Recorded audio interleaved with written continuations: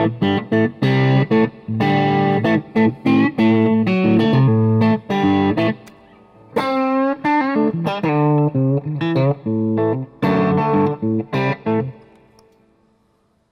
folks, my name is Todd Sharp. We're here at the summer NAMM in Nashville. I have a line of amplifiers, Todd Sharp Amps, and we have a website. Guess what? It's called toddsharpamps.com. You should go there because it cost me a lot of money and it looks really good.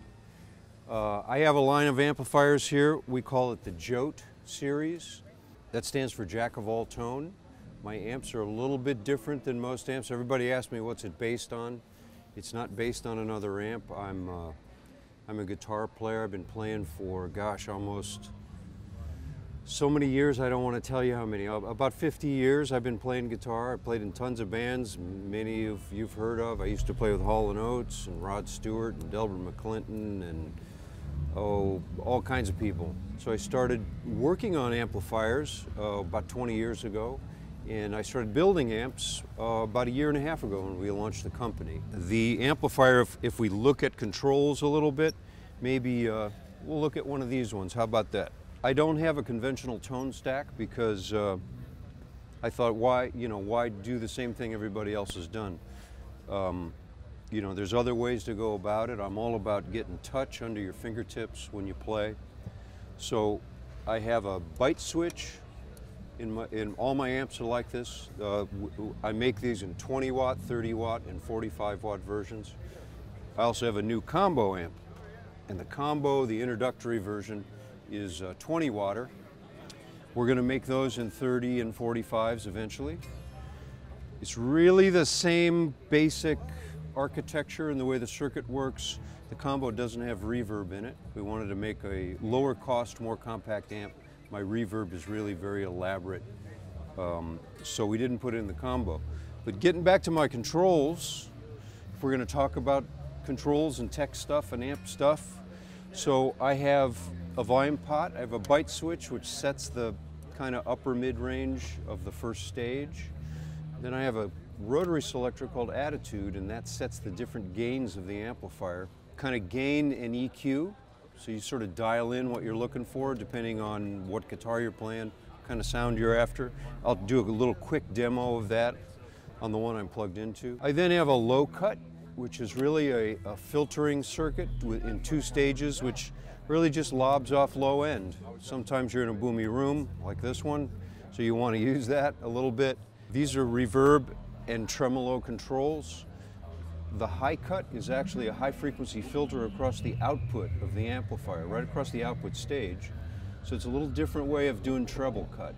And I think it's pretty unique. I don't know that anybody else is doing it. It gives you a little different way of compressing an amplifier. That's kind of the quick skinny on how my circuit works. My 20 watt amp has EL84s. The 30 watt has 84s and 6 V6s. My 45 has EL34s. So, and the combo, which we just are introducing, has EL84s to start with.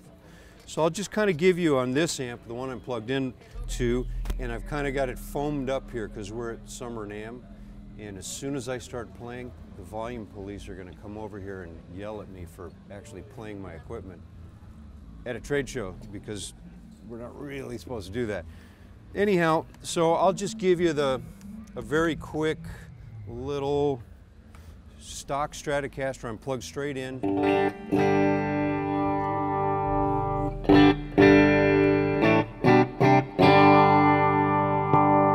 The next step up on my Attitude switch gives you a little more gain, a little tone structure. That's straight up.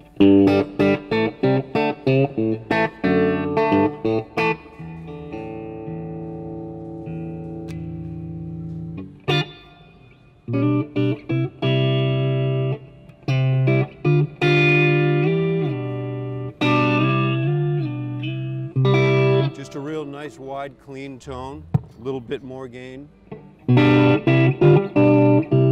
Little top rolled off. A little more rock and roll, you know.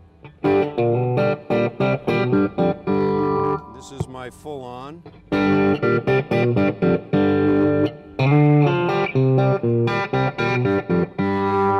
And I've kind of got the back and the front of the cabinet all kind of baffled with foam, so it, you know, it's not the ideal situation.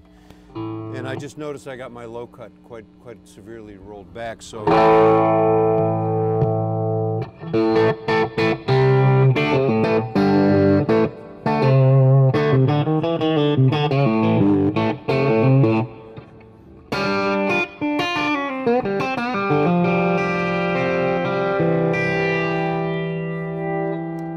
High cut.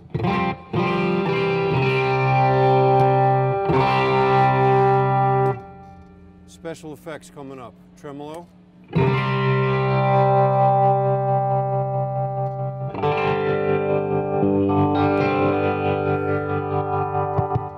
I'll give you a little cleaner tone so we can hear the tremolo.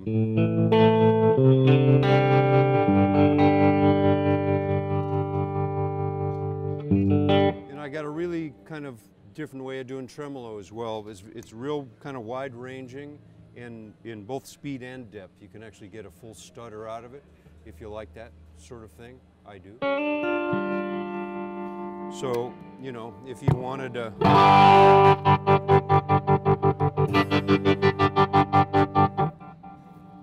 And then my reverb is, I'm crazy for reverb.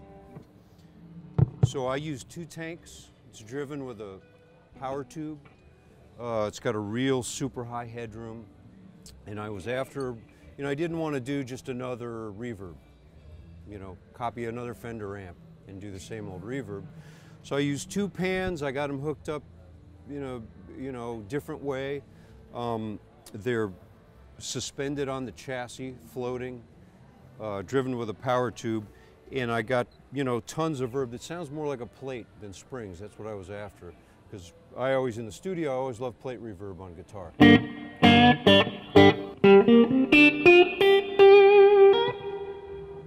you can get, you know, tons of that really spacious.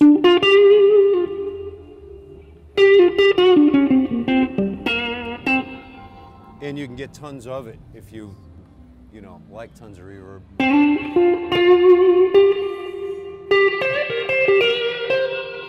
You know, usually I just run it about there, you know, something like that.